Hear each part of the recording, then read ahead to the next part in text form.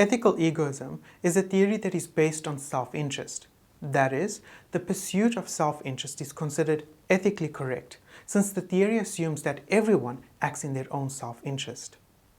Before we look at ethical egoism in more detail, let's look at the entire concept map of all normative theories so we know exactly where ethical egoism fits in. There are two broad categories of normative theories, namely teleological and deontological theories. Ethical egoism is a subset of teleological theory. So we know that ethical egoism is a normative theory, which means that it is a theory that focuses on how people should or ought to behave. We also know that it is a branch of teleological theory. This means that it focuses on the consequences and outcomes of a decision rather than on intention. As stated earlier, ethical egoism is a theory that is based on self-interest.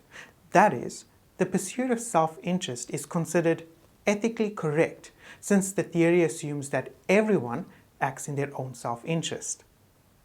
It is important to note that ethical egoism is still a normative theory and should not be confused with psychological egoism.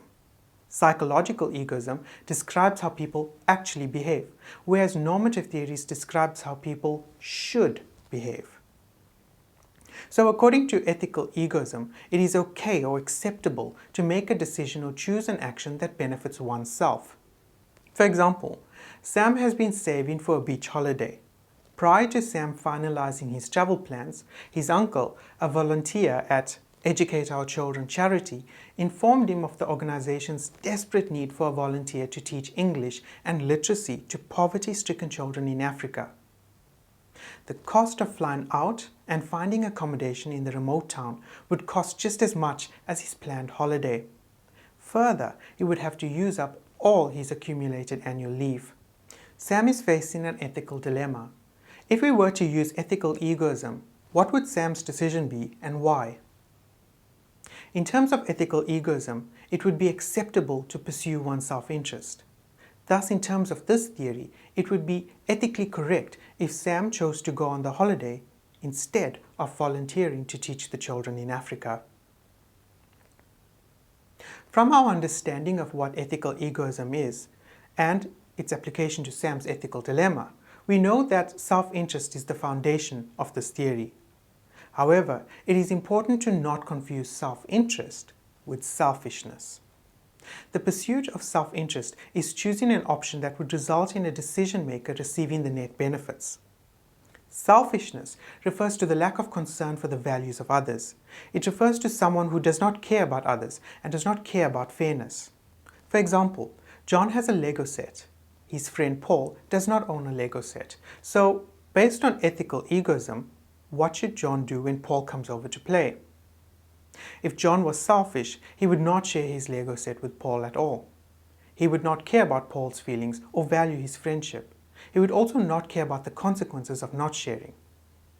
If John is acting in self-interest, he will decide to share his Lego set. He does not miss out on playing, so this is not really going to hurt his self-interest, but Paul also gets to play. As a result, John is likely to receive other benefits as well. He will maintain friendship with Paul, and John knows that Paul owns a train set, so he knows that when he goes over to play at Paul's house, Paul will let him play with the trains. Therefore, we can see how the pursuit of self-interest is not the same as selfishness.